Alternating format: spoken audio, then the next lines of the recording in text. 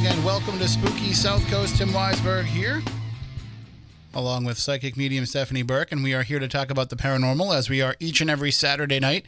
And just got to press some buttons, extra buttons here. All kinds of extra buttons to press, because we are streaming live on Spooky TV at SpookySouthcoast.com. We have the Red Sox airing on WBSM tonight, so we are YouTube only, Spooky TV only, which means things can get really weird, but we're going to try and keep it as, I don't know if respectful is the word tonight, considering like the topic that we'll be talking about, but we're going to be considerate of the fact of what we'll be talking about, because joining us a little bit later on in the program, we will have Katie and Kirby from the Killer Babes podcast. We're going to be talking about, well, true crime, murders, all that kind of stuff. And sometimes when you talk about those things on the radio, especially if you're talking about, because, you know, we'll definitely be talking Lizzie Borden with them, because that was the season finale of their show. And tomorrow is the anniversary of the Borden murders. But sometimes when you talk about some of these true crime topics and you're on the radio, it can get a little dicey, because you'd never know if the family members are listening. And, you know, sometimes they don't like you talking about something if it's still pretty fresh, and they consider it disrespectful. They consider it exploitative or exploitative, however you want to say it. And they look at it as, you know, you're just trying to use our family's tragedy as radio fodder.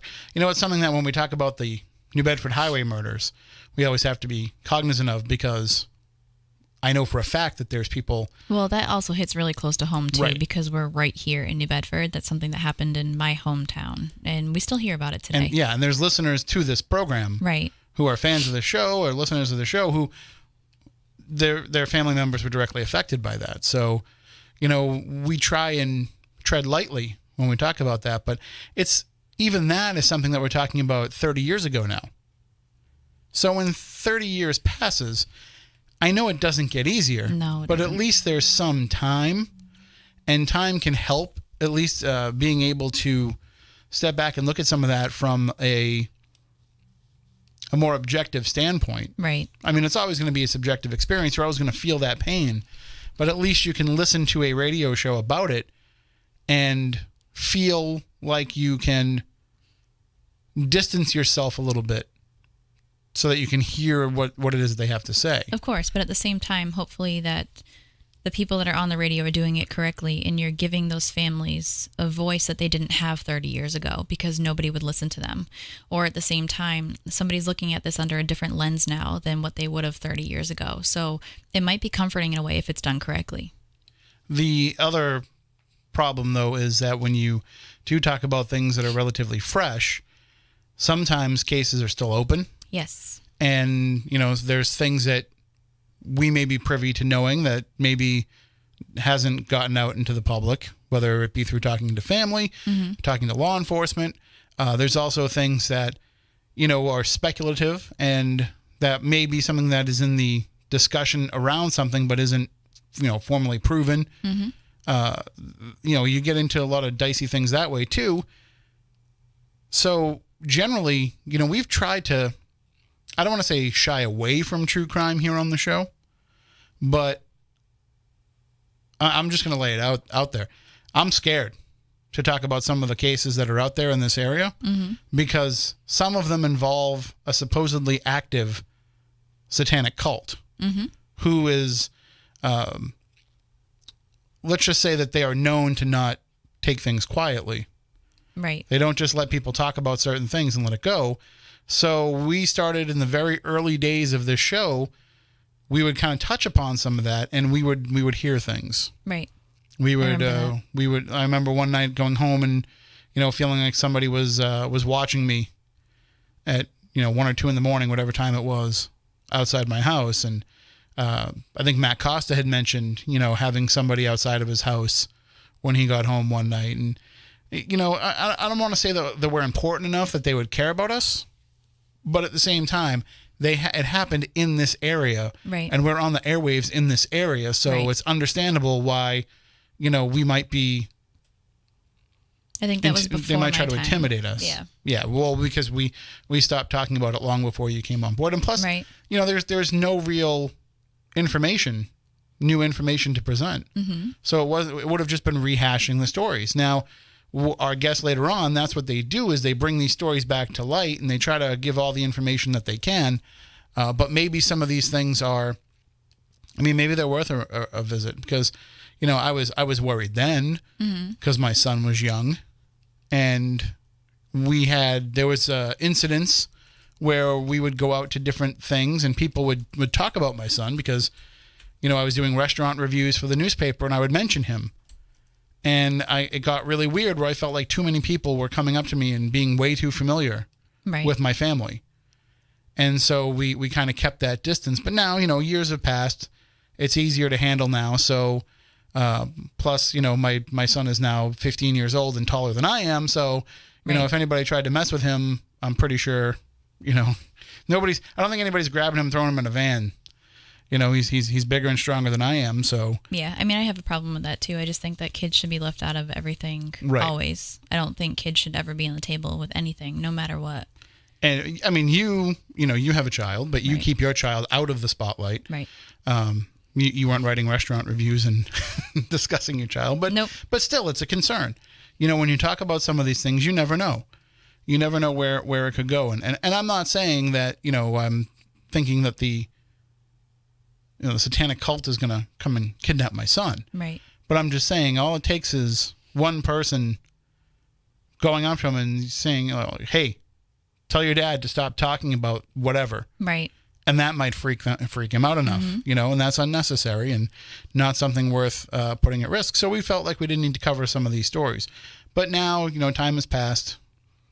As long as we cover it in the right way, I think. Right. We're not trying to get to the bottom of we're not trying to blow open the cult and we're just retelling expose the it to everybody. Right. We just want people to understand. The exact same thing that's been in the news. It's nothing new, covered by newspapers or anything like that. But I think the fascinating part is 30 years later, looking into the religion of what Satanists believe in. Are the two really alike? Satanists and who? In the satanic cult that you're talking about. Oh, you're talking about, like, are they true Satanists? Mm-hmm. It depends on... So there's layers to this. Correct. The crimes that we know of and the people who perpetrated the crimes that we know of, from everything that's been explained to us by our law enforcement sources over the years, is that we just know about the very low level. Mm-hmm. But that in this area... And it doesn't have to necessarily be a satanic cult. I think people have just referred to it as that. I think so, yeah. But there's been no real evidence at the higher levels of it being anything satanic, but there being some sort of organization, we'll call it. Yeah, I think people just put satanic in front of it because they think that that's the worst thing that you could possibly call it. But if you go to the Satanic Temple in like Salem, Massachusetts, or anywhere around the country, they don't do what this group has done. But some of the stuff that was done when it was done, and then which was the late 70s, early 80s for most of this stuff, and some of the signs that are still out there, like in the Freetown State Forest now, do point to supposed satanic cults. Or is it just really uneducated people using symbolism that they think would go along with that? Or is it window dressing to make people think that it's something Correct. That's satanic? So that's why there's, I think a lot of the people that we've talked to in law enforcement have said, we don't really put a lot of stock in the idea of them being... I would just hate Satanists to get a bad name because Satanists. of it, Right. Well, Call I think them what they are. There's a difference between a Satanist and a satanic cult anyway. Yeah. In general. Right. Like a Satanist is somebody that belongs to the Church of Satan, and there actually is a code, you would say, that would prevent them from doing the kind of things that supposed satanic cults do. We're talking about, when we say satanic cults, I'm referring to like the teenagers in the 70s and 80s that were listening to the heavy metal records backwards and then going out and sacrificing animals in the woods. Right. So, or just drawing 666 everywhere because they thought that was going to get attention. Some of the thinking in the early days was that they had, those type of people had graduated to committing these murders. Mm-hmm. But some of the stuff that we've heard from the higher ups is that instead that was just kind of masking with the work of this, I don't know, this dark organization, which is supposedly still active today and has people that are in high positions within it. So I don't know. That's kind of why we've shied away from some of these things that we've talked about. Some of it is because we've been asked not to talk about certain cases. Right. And then some of it is because it's still active and we don't want to get in the way of that. Now, we've had, multiple shows on the highway murders, and we will have more because the documentary will be coming out eventually. Aaron's just getting ready to work on the final part of it now. And then when that comes out, there'll be more talk about that. So that'll definitely be on the table. But I don't know how much we need to get into a lot of the true crime of the area. For example, there's some documentaries in the works. I can't really say what I know, but there's some documentaries in the works of some other criminal things that have happened in this area. Right. And, we just had Netflix just did a show about the Codfather. For those of you who are unfamiliar, there is a man who lives in New Bedford, lives in Dartmouth, but owns fishing boats in New Bedford. His name's Carlos Raphael, and he referred to himself as the Codfather because he basically ran fishing out of the port of New Bedford, which is the number one fishing port in the world. So that gives you, in the country at least, so that gives you an idea of the kind of power this guy wielded. And there's quotas and limits on how much people can catch for ground fish because they want to make sure that they keep the population regenerating over the years. The area had been so overfished that they had to help work to bring it back and make it sustainable again. And so he was actually getting around those limits and catching more than he was allowed to, and then he was selling them for cash in New York City, the fish that he caught, and not reporting that money to the government, so he wasn't paying taxes on it. And then on top of that, he had a law enforcement agent who was helping him sneak that money out of the country to Portugal to a bank account there. So there's this whole thing that's been going on with that, and Netflix focused on it, and I think there's another network that was working on a special about it as well. That's true crime. You're not going to hear us talk about that here on Spooky Southcoast because it doesn't really fit into what we do. But that's just, one of the things that people are focusing on in this area. The highway murders, I feel like they kind of fit into what we do a little bit because they're unsolved. Because, again, as I mentioned, we know so many people that were affected by it. Right. And also, that connection is kind of there because we're friends with Aaron, who's working on this multi-part documentary about it too. So that kind of just blends itself into what we do anyway. But a lot of the stuff that we could cover, we could talk about some of the other things that have gone on in this area. We could talk about some of the cult crimes. We could talk about the Mary Lou Aruda case. We could talk about the Big Dance rape case. We could talk about all these things that have gone on. Even some of the more recent ones. I mean, we've had 2 incidents of violence in bars over the last 20 years or so, 15 years or so. We had the Puzzles Lounge murders. And we had stabbings, and then we had the Foxy Lady murders. I was gonna say we've had so much that it's almost ridiculous how many people have been killed in this area for odd things like that. It's not every day that you see. People get killed all over the world, everywhere, every day, but for the reasons why all of these have happened, it makes you wonder. If they're all not connected in a strange way. Well, and then, of course, today, we have, even here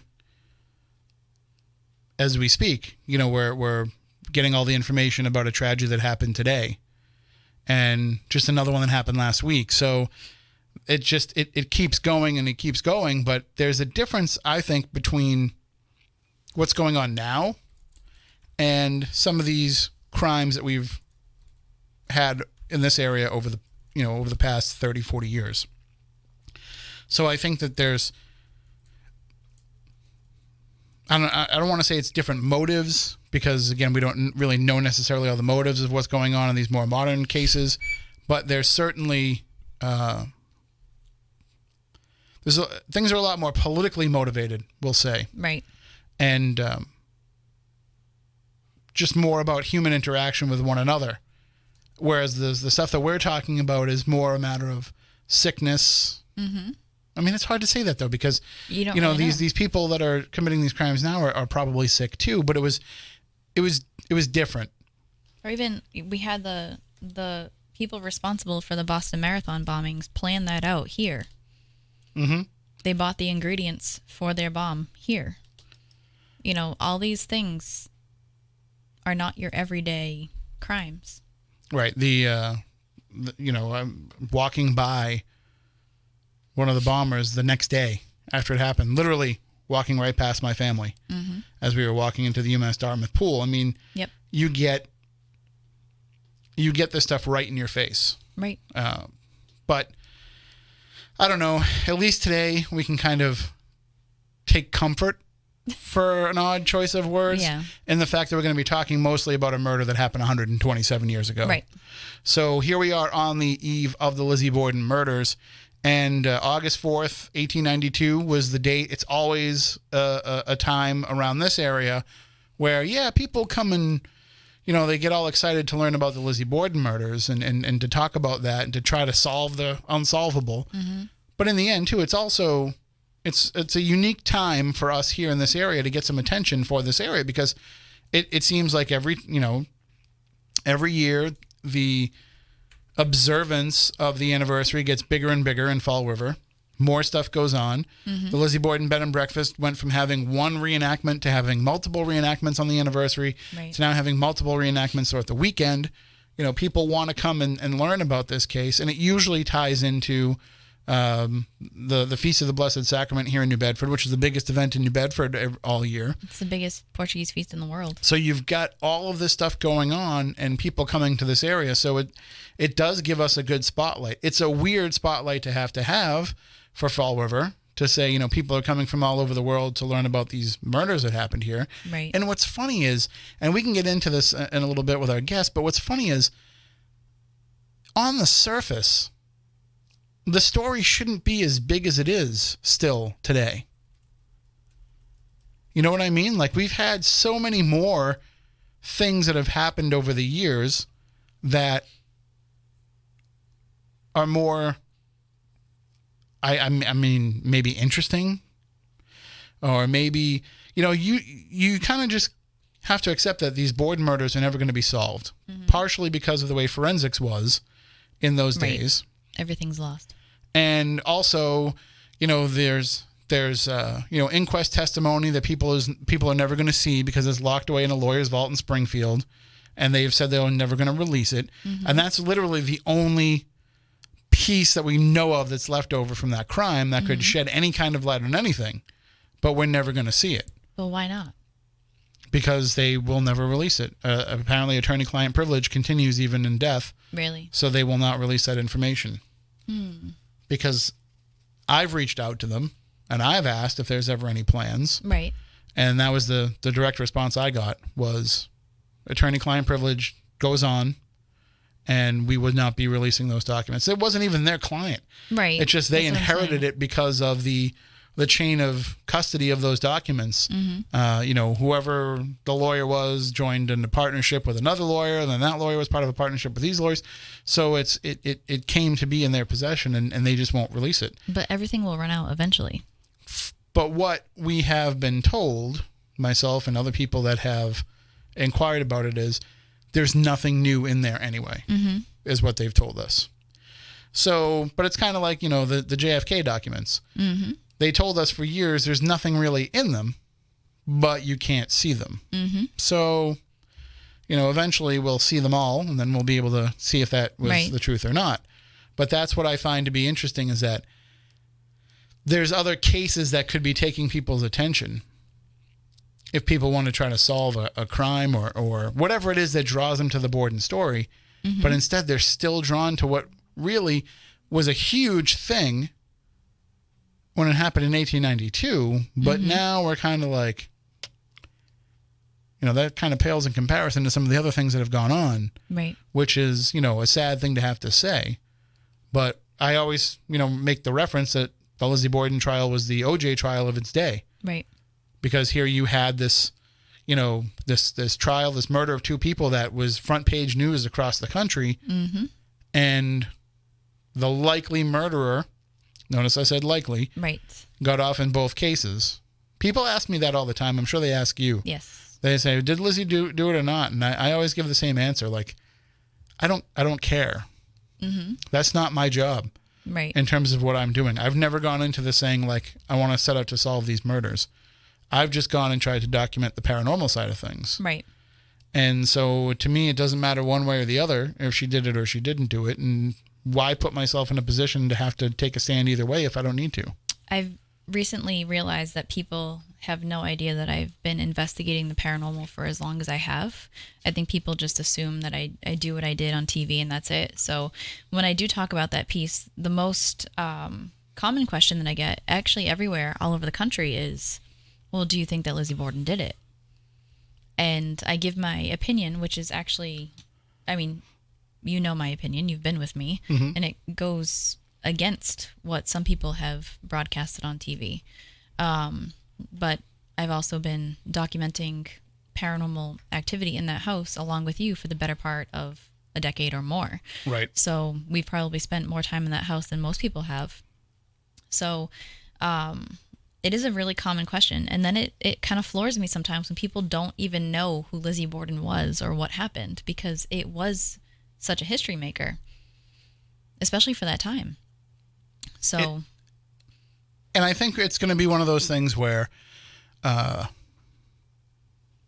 you know, no matter where you go, if you tell people where you're from, like, I know, you know, you probably go around and tell people, you know, in some cases you say, well, I'm from the Boston area. Right. I always say Boston because people don't understand. Or I like to say, you know, like where I live, I like to say, you know how Massachusetts has Cape Cod and Cape Cod is an arm? Mm-hmm. I literally live in the armpit. Mm-hmm. And, you know, or I'll say I live between Boston and Providence. You know, we give these markers for people.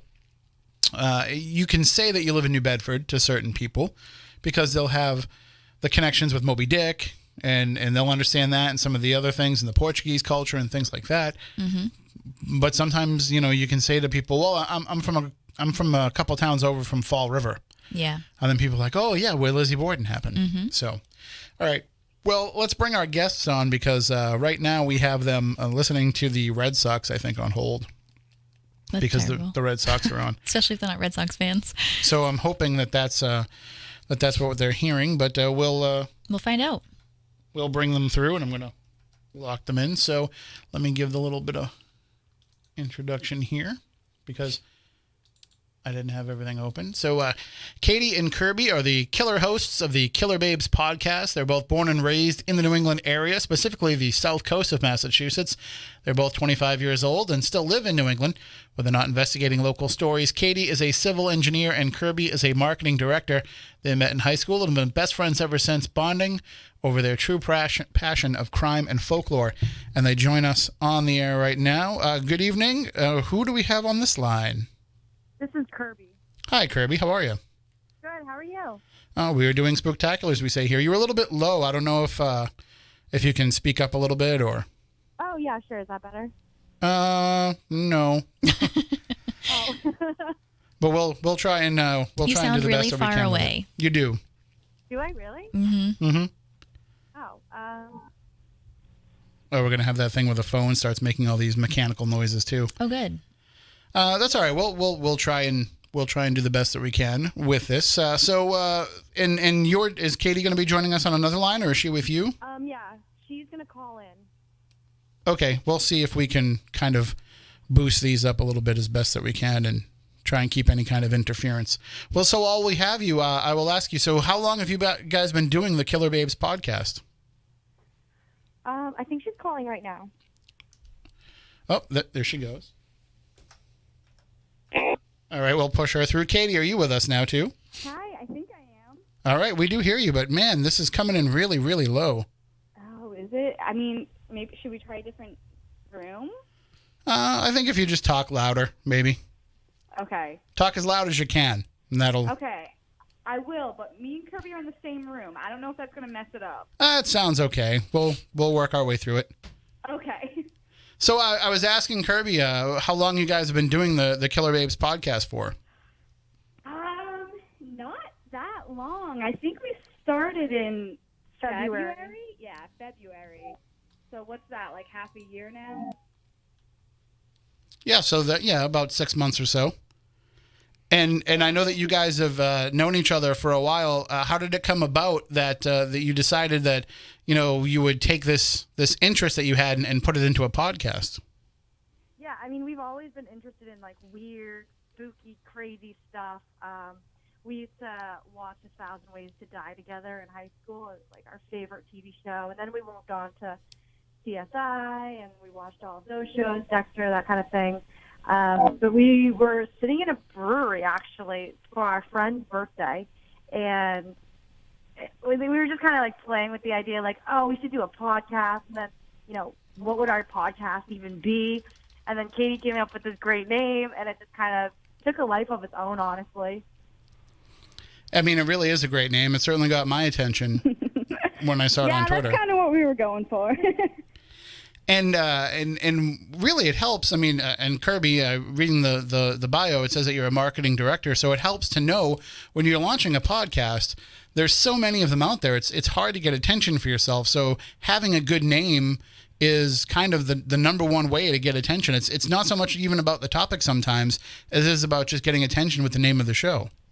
Oh, for sure. Yeah, we thought a lot about that with the name, with the logo, just the colors, too. We wanted to be a little bit different than all the other podcasts out there because there's like thousands of true crime podcasts out there. Right. The genre has really blown up over the last couple of years. And I think what it is that people have, realized, first of all, that podcasts are a much more viable way for a lot of people to consume content. But also, I think that the true crime genre just lends itself to the podcast format. I mean, they work hand in hand so well because you can give people, you set it up like you guys have, where each episode you're focusing on a different crime, or you can look at something like Serial, where they break up, one case into multiple episodes. I mean, it really just magically works hand in hand with the podcast format. Yeah, Oh, definitely. I think we agree. I mean, I think it's a great genre because it's almost like storytelling, whether it's a true crime episode we're doing or whether it's more of like a folklore, a little bit more spooky. It really is kind of like a story. So I think it's a good platform for people to just kind of listen in and get the information that way. And then, of course, the other part of it, though, is that you are dealing with we look at it as true crime. There's two aspects to it. Yes, you're talking about the crime, but it's also things that are true and that happen to real people, and that still have people that are being affected by it. And we talked about this, Stephanie and I, my co-host Stephanie, she's here with me. Hi. I should introduce her to you guys. Hi, Stephanie. But Tim likes to talk. Hey, somebody has to. We talked about it. We talked about it a little bit at the beginning of the show, where you're dealing with stories and telling these about these crimes that happen to real people that will listen to this, and you have to understand that part of your audience is going to be those who are affected by these crimes. Yeah, I think especially for us, too, because we do cases from New England, and we live in New England. So, I mean, the chances are there that, somebody listening has been affected by the case or knows someone that's been affected by the case, and we might even know someone that's been affected. So we kind of have to keep that in mind when we're doing our research, and especially when we're doing the podcast and kind of talking about everything. Something that we try to keep in mind throughout it.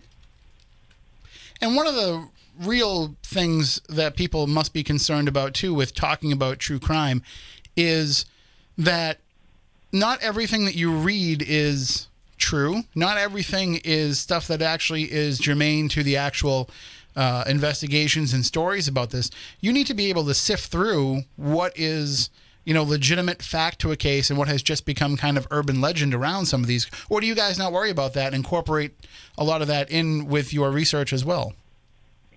We look at both of it. We try to incorporate as much fact that we can. Some of the things we don't know. So we'll preface that in our podcast. We'll say, okay, guys, we don't know this, but this might be a factor, or this is something that's alleged, or conspiracy, or that kind of thing.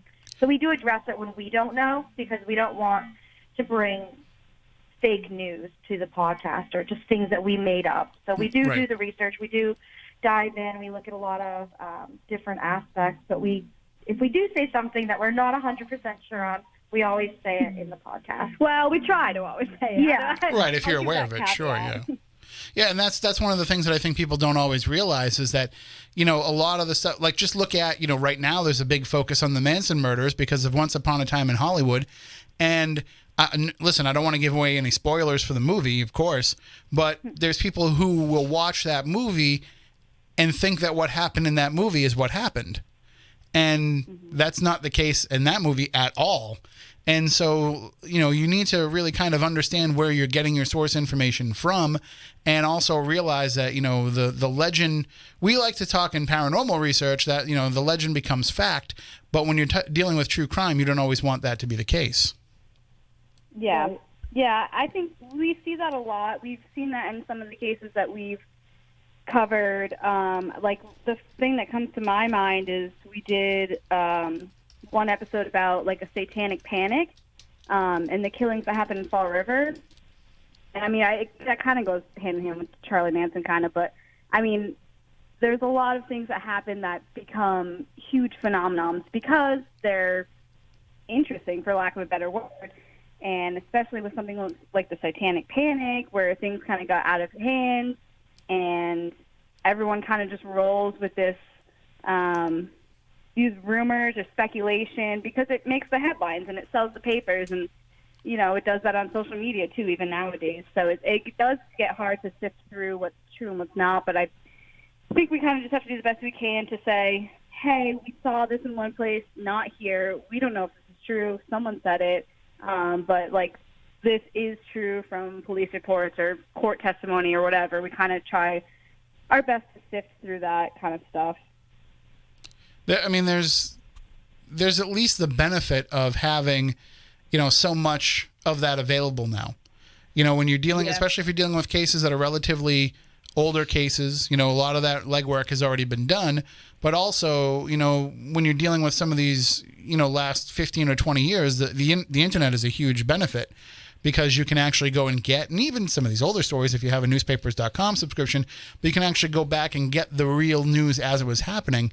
As opposed to, some of these older cases that you can go far back in if you're talking about, something that may have happened in colonial times, because we have such a rich history here in New England. If you're trying to go back to the witch trials, to any of this stuff, there's always these easy diversions of history where sometimes, the legend has become fact inadvertently and where you can't really follow that chain. Do you try and, when you're dealing with certain cases of this, certain cases of a more modern bend, do you try to like create a document for yourself for all of that you could possibly share with your audience, kind of a collection of what you found for your research to be able to share with them if they wanted to maybe do some more on their own? Yeah, so we haven't done that many recent cases. I guess the most recent one that we've done would be the Michelle Carter and Conrad Roy case. Mm-hmm. We do write everything down in a Word document, Google Docs actually, but we haven't posted it into the world yet. I know a lot of series do post little blurbs or paragraphs. There is one series out there in the podcast world that posts a fair bit amount of transcript, I guess, but I think one of our biggest concerns and why we didn't post it yet, and I think we're open to looking at that, but one of the reasons we didn't post it is because there is kind of like a, not copyright, what's the word I'm looking for? Like an embargo, a lot of stealers out there, and a lot of people who will take that podcast episode that you just did and say, "Oh, I plagiarize." Yeah, plagiarism, but not necessarily plagiarism. They'll take like sentences here, sentences there, or just complete thoughts. Which I mean, it is hard when you're dealing in true crime. You always want to start with the crime, the plot, what happens, the trial. You kind of do like an order, right? So a lot of podcasts will probably follow that same order when they're looking at a true crime.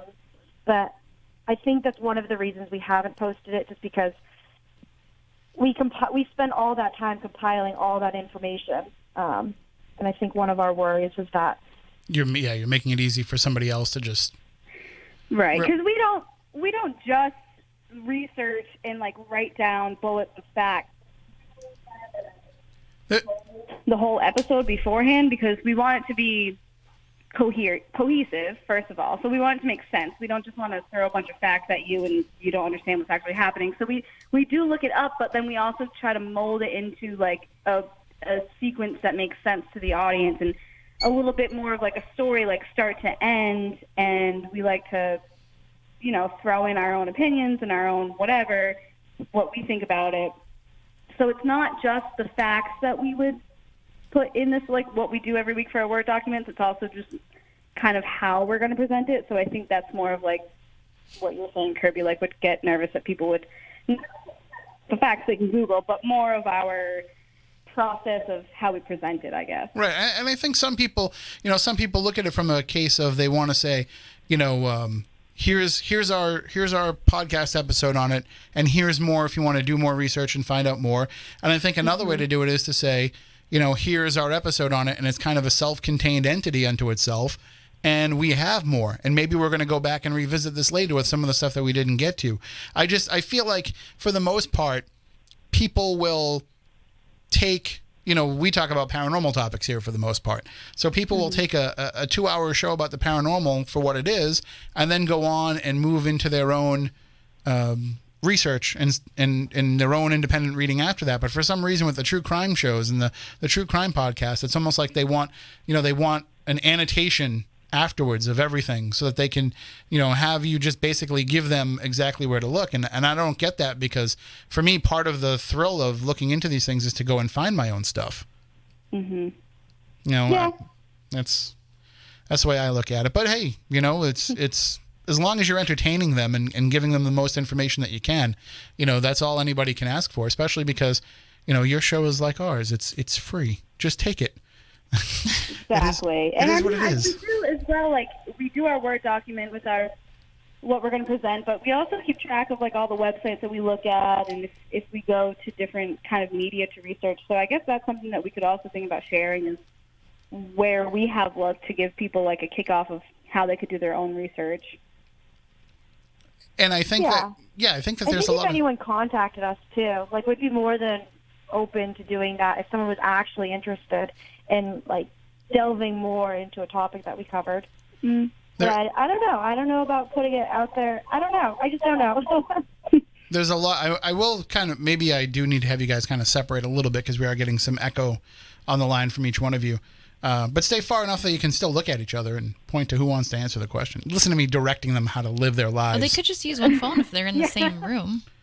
No, you don't want to, and pass the phone back and forth? That's terrible. You don't want them to do that. I usually We're going use to separate headphones. a little bit, see if it helps it any bit. Yeah, that sounds a little better. The problem is and for those who are wondering about the sound quality, so when we're broadcasting over the Skype and we're not going over the radio, we don't have the same intake that we would have for the phone lines as we would for the radio. So basically what we did is, it's just the engineer jacked into an extra pot on the board with a connection that is not the same broadcast quality we'd be using for phones, because the way that he looked at it is we're just pushing it out over the internet so it doesn't have to be as good, because he doesn't quite understand what we're doing here. So that's why if anybody's wondering why it sounds a little bad. And then the other problem too is we have to push it out over the phones over the air, and then we have to push it out over the pot for the phone lines for the stream. And the reason why it went from being soft to being louder is because I realized if we're not going over the air, I don't have to have the phone pot up. Mm-hmm. And so if I put that up, it kills their signal a little bit. So now I was able to push it up a little bit. So see, the things that we're learning on the fly. You guys don't have to worry about this because you do a podcast. It's so much easier. It's a lot easier than that. I have no idea anything you're saying. I'm just sitting and nodding. Neither does most of our audience, but I feel like I just had to explain it. But so let's talk about a little bit about the process of putting together an episode. Do you decide to cover a certain topic and you start looking into it? How do you decide how you're going to present that? Do you talk it out? Do you each kind of do your own research? How do you plan out an episode and how you're going to put it in podcast form? Yeah, that's a good question. I mean, I think it definitely varies each time, depending on the topic. Basically, before we even started, we came up with a huge list of possible topics because we were so excited. There were so many things we wanted to cover. so many things that we've already heard about, but maybe you wanted to learn more about. So we have a huge running list of topics we want to cover, which, sidebar, if anyone has suggestions, please let us know, because we're always willing to learn more about things we don't know about. But, I mean, we knew from the start we wanted it to be a mix of true crime, but also, like, some more kind of fun stuff, like some folklore or urban legends, if you will. So we have a mix of both of those, and we kind of try to go back and forth between the two, like maybe have a serious one week and then maybe a more lighthearted one the next week. So that's kind of how we decide which topic we're going to cover or which case we're going to cover. And then as far as molding the story, we just kind of, I mean, we're always in communication anyway. We're always talking to each other. So we're basically always trying to come up with what we think will be the best way to do that certain podcast or that episode. And like Kirby said, we do a Google Doc. That way we can both kind of do research and add more to it. Because we do both do the research. We both kind of come up with the facts and the storyline, and then we also both, I know a lot of episodes or a lot of different podcasts do like one personal research and they'll tell the other one like it's a complete surprise. We don't do that because I feel like the more backup you have, the better. Maria has a good one, so she helps me out sometimes. That's the way we like to do it. But yeah, I think that it depends on what kind of episode it is, if it's true crime or folklore, how we kind of set it up. But we start researching, we start reading all about it, and then from there we kind of decide how we think it would best be presented to the audience. And that's kind of the real key, I think, to your podcast working so well, is that you are friends. And right. I see what happened. Somebody dropped off there. So is that what that was? Yep. We'll push her back. And then I dropped the other one because I forgot to lock it in. So we'll just have to have Katie call back, and I'll lock her in as well. The good news is I found out the new system is coming in like in a month and a half. I'm kind of impressed by these new chairs already. We did get new chairs. So see, that's one thing that you don't have to worry about doing a podcast, is you can actually make yourselves comfortable and you don't have to use like the equipment that they leave for you. We had the most uncomfortable chairs for years, but now we got some nice new ones. So so if you can, Kirby, you're still with us? We brought you back in? Yeah, I actually hung up, but I called back in and said, Katie's calling back in. Oh, it sounds really bad now, though. Yeah, it's worse. Well, we'll work it out as we go through. I'm not too worried because like we got things going pretty well when they were on together before. So right. I think if we can just get them both back on the phone, we'll be able to fix this. And that was totally my fault because I didn't lock in the other. You have to take the call, push them through onto the air, and then lock them. And I always forever forget to lock the people in. So that's one of the biggest issues that I have to But it's learn. been like that forever, and it's, The phone's not changing. The system, the board is changing, and the system's changing. But the phone, I got to learn that. If I haven't learned it by now. It might not ever happen, but that's why I love you. Okay, now everybody's locked in. Yes, I think so. Sorry about that. Okay, we can hear you. So, okay. So we have Katie, we have Kirby still? Yeah. Okay. All right. Hopefully we can get over these issues. You know, we try to be a professional radio show here, but things happen. We don't worry. Yeah, we have never been been on the radio before, if you can't. Hey, listen, that's all right, because we're not actually on the radio right now anyway, so it's just us talking. True. So you don't have to worry about that. But I should have definitely warned you guys you were going to get the baseball game in your ear when you called in. That's on me. That was a surprise. I always forget to tell people that. What? You're not sports fans? Well, we're, bandwagon sports fans. Well, I was going to say, you started off with a sports-related case for your first episode. Well, because we knew we were in New England. We knew who our audience was. That is true. It was also, right after the Super Bowl, so we figured it was perfect timing. As long as you're a bandwagon fan for the right team, that's all that matters. Well, obviously, yes. Yes, we are. Otherwise, we might accidentally hang up on you again.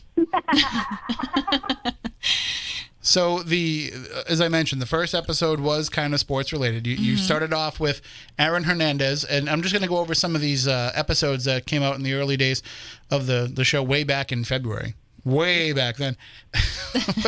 You started off with Aaron Hernandez, and then you moved into the Freetown State Forest, which, as you know, encompasses a lot of, paranormal stuff as well as the true crime stuff. You also focus on episode 5. You focused on Salem with the Hawthorne Hotel and the best name for any liquor store ever, Bunghole Liquors. Listen, people, if you're not from the area, it's the real name of the place. It's called Bunghole Liquors. Oh, they have merch to prove it. Yes. And if you've ever seen people walking around with the shirts, especially all of us paranormal people that would go to Salem Con, it's legitimate. That's where it comes from. And you dealt with the Fall River Satanic Killings, the Rhode Island Vampires, the Boston Strangler, which, I remember we did a TV show over in England, myself and Moniz and Costa. We all went out to, I forget the neighborhood, but right around Fenway Park. It was where some of the BU dorms are. Okay. Or the northeastern dorms. But anyway, one of the buildings was now a dorm, but it used to be one of the apartments of one of the victims of the Boston Strangler. And we went there for this TV show that was called Conversations with a Serial Killer, where they had a medium that would supposedly be able to communicate with the ghost of Albert DeSalvo. And this is the first time, as far as I know, anybody ever used a ghost box on TV, because we had just built our knockoff Frank's box, one of the Shack hacks. And as far as I know, it's the first time anybody used it on TV, and they were like infatuated with it, the producers, because every time they would ask him, like, where are you from? And it would say Boston. Oh, God. And Albert, where did you live? Boston. Where did you die? Well, of course it was saying Boston. Because it's picking up Boston. Yeah, we were in Boston and scanning through the radios, right. And we're 10 feet from Fenway Park during a Red Sox game. So every other word is going to be Boston. Yeah, so that kind of lends onto what you think of the whole paranormal side of it.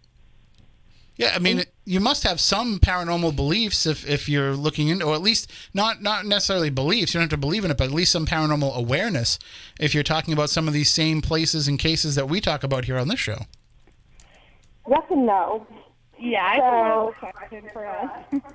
This is Kirby, but I 100% believe in both spirits, ghosts, paranormal, aliens, etc., all of that. It just combined everything that kind of falls under that really large paranormal umbrella. Katie, on the other hand, believes in like half and half. I'm a big skeptic, I'll admit it. Well, I mean, that's understandable. You want to have a bit of skepticism to it, but it's not coincidental, I don't think, that so much of the true crime cases that happen here in New England have a paranormal aspect to them. Because first of all, I think any true crime case, especially unsolved stuff, is going to lend itself to having paranormal tentacles that will kind of reach off of it. But at the same time, like here, we always say, like, there's something wrong with this area.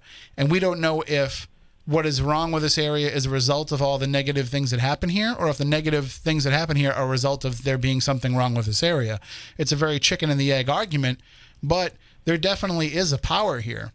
And that power, that sickness, that darkness that permeates throughout this corner of New England, it goes both ways. It goes both into our reality, but also into the supernatural side of things. It's true. I know there is.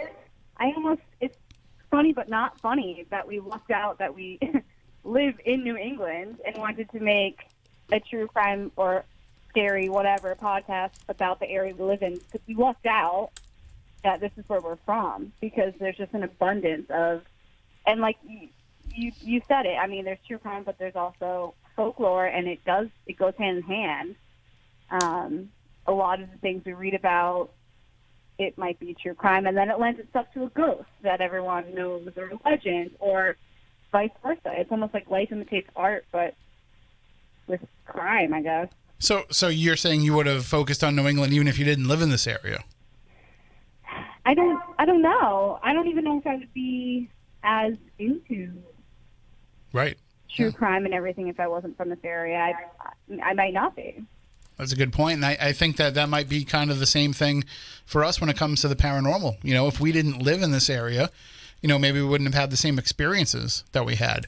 maybe it wouldn't have led to, Stephanie's a different story because she's a psychic medium, so she's had these abilities since she was born, but, maybe she wouldn't feel as comfortable being open about them if she hadn't lived in this area and experienced what she experienced. So I think, it kind of does go hand in hand with forming who we are. But one thing we learned about doing this show and putting it out in podcast form is that there's people all over the world that have an interest in things that go on in New England, and I'm sure you've seen the same thing. You're doing a show about a podcast about New England true crime, but you're probably getting emails and comments from people all over the world because for some reason people are infatuated with what goes on in our area, both these true crime stories and the paranormal ones. They love the New England area. It's crazy. They come and travel from everywhere just to see some of these places. Yeah, I mean, we're going to talk, I think, more about Lizzie Borden, but, we'll just say one thing right now is that when we did stay there, I mean, we were the only ones from the area, and there was 15 people there or something, and we were the only ones, and everyone was like, oh, how often do you come if you live 10 minutes away? And we're like, this is our first time. I almost felt bad. They drove for hours to get there. I mean, and we see where our listeners are, through the app that we make our podcast, and they're like, I mean, I'm not saying we have a huge audience or anything like that, but I'm saying there's a few people that are just in random countries. What? There's been random countries. We've seen people look at their from podcasts. Germany, other parts of Europe, Ireland, Really, I think? Australia. I don't know. Okay. We always tell the story that our first week we put the show up to podcast, we only had about 100 people download it, but one of them was in Japan. Yeah. And we were like, wow, how did somebody in Japan find out about our show? But, they just Google paranormal podcast or whatever and they find it. And then we see the different countries pop up and we realize it has nothing to do with us. It has everything to do with the topics that we're covering, which, we see it in our download numbers. You can have on, there's a lot of paranormal television shows, and we get to have on the people who are on those cast members of those shows. So you expect those shows are going to do big numbers because it's somebody that's on TV. It's a celebrity. And so you expect those numbers to be pretty big when you have somebody like that on. But then we'll focus on something that's purely New England, and it will dwarf the numbers of the podcast with the celebrity or the Lizzie Borden shows that we do or the Amityville shows that we do that have a lot of downloads. You'll talk about one small little part of our area that you think nobody cares about, the Fearing Tavern in Wareham that we talk about, or something you guys did an episode on, Fort Tabor in New Bedford. And all of a sudden, people are all over want to know about this. And it always astounds me to see these things that we take for granted are the things that people seem to be the most interested in. Yeah, I think that's what we took away from realizing that people in other countries are listening and people are traveling from everywhere to go to Fall River. We're like, we take it for granted, I guess.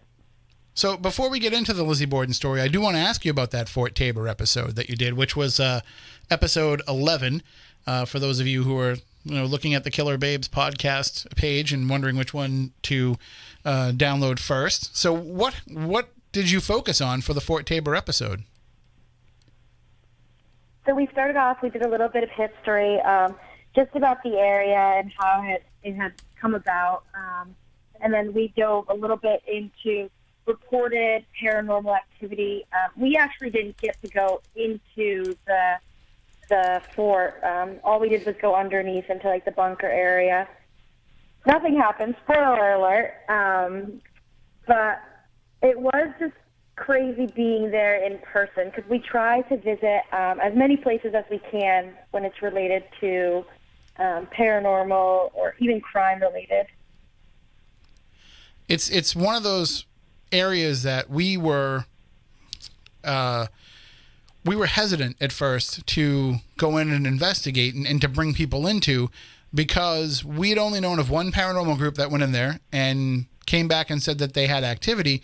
Now we knew them and we trusted them. So when they came back and said, hey, there's really something going on there, it seems like, we knew it was at least worth checking out. But then a lot of the other stuff that was out there at the time was YouTube videos of people that had snuck into Battery Milliken and things that were kind of, you couldn't really trust what was going on because of the circumstances and the situation of how they got in there. And then we had the chance to actually go and investigate it, and we were blown away by some of the activity that we got in there.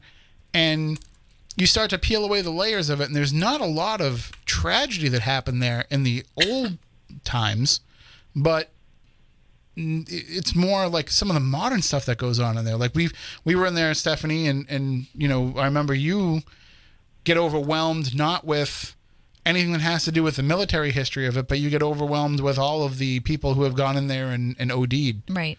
in recent times. So it's a place where a lot of people. Well, there wasn't really any energy there that was connected to the military. It was a lot of just gross energy from things that had gone on there in the more recent years. So did you guys catch anything else? Any other kind of weird paranormal stuff when you were down there? Or Yeah. was it just kind of those feelings? Well, so the first kind of, I mean, we've always had like shadow activity there, shadow people. If you're in Battery Milliken, and I'm glad we're not on the radio right now because I would never want anybody to try to sneak in there. But I do have to put out the caveat. Yes. Don't please. go into these places that we're talking about. The city of New Bedford does not want anybody in there. We were in there with permission. That permission is no longer granted to anyone because the city's new lawyers do not want anybody going into there because of liability purposes. So please do not go into the fort or any of the batteries that we're going to be talking about right now. But okay, now I've said my disclaimer. Good job. So when we went into, Battery Milliken, you can hear, footsteps. You can hear people talking when you know there's nobody else in there. And when you're in the dead center of Battery Milliken, you're not picking up noises from outside. And I don't know if you guys have ever had the chance to be in Milliken. I don't suggest it. No, we didn't go into it. No. Okay, so basically it's the shape of it's dug out of the side of a hill. So it's kind of, they call it underground, but it's you walk in from the street level entrance, but it's dug out of the side of a hill. It's in the shape of no, we did that one. We just didn't do the other one. Okay, well, don't tell anybody that you went in there. Mm-hmm. So it's the shape of an H, and then in the middle of it is some offshoots of that H, and we were in the dead center of that. And a psychic had been in there before us, and a medium, and she said, "Hey, there's a young boy in this one particular chamber who is ducking down, and I couldn't get him to talk to me. Maybe he'll talk to you guys if you go in there." So we went in, and we were. You could feel a cold breeze blowing in our faces. Now, you would not get a breeze. You're underground in the side of a hill in the middle of this giant tunnel off the main entrance. So this breeze would have to come in and then hook a right and then hook another left to get into where we were. But we're feeling this breeze. And by the way, it was coming in the direction of a brick wall. Yeah, so we're getting this breeze blowing in our faces. And we try to see if that's, a sign of something. And I go to reach out because I feel the cold and I'm trying to, check for the temperature. And the sound, it just sounded like the roof was caving in on us. And we screamed, we flipped out. We have a recording of it. All we did was swear through it because we thought we were going to die. We thought this roof was caving in on us in the middle of this underground tunnel, but nothing moved. Like after we calmed down, after the noise stopped, we're looking all around. Nothing had shifted. There were no animals up there that we could see. It was so loud. It sounded like it was going to be hugely destructive, and nothing was wrong. Mm-hmm. So when we went back into the group, and because this is part of a larger event, when we were talking to the group about it, the group said that that was as we're talking about it, we were what's the word I'm looking for? Kind of spitballing what it could have been. And we remember that that's where they used to fire the cannons from. And the cannons were on top of the battery, and there's a big rail system in there that would carry the cannonballs up to the cannons and the artillery up to the cannons. Right. And so we realized that little boy, that young man that the medium saw, wasn't ducking down because he was in trouble or hurt or scared or anything. It's because there was a fire in the hole. And what we heard was actually the phantom cannon fire. Oh, God. And so that really kind of blew our minds. And then another time we were there for a television show, a PBS show, and they were filming in Battery Milliken, and they said to us, "Hey, we're going to go film outside if you guys want to investigate a little bit while we film outside." And that's when I looked down. This is broad daylight, although even in broad daylight, Milliken's dark as all hell. Right. But I'm looking down the tunnel, and I saw this shape, a human shape, looked like a man, but it was shimmering. and I'm sure you two are too young to understand this reference, but I reference the Peter Gabriel video for Sledgehammer.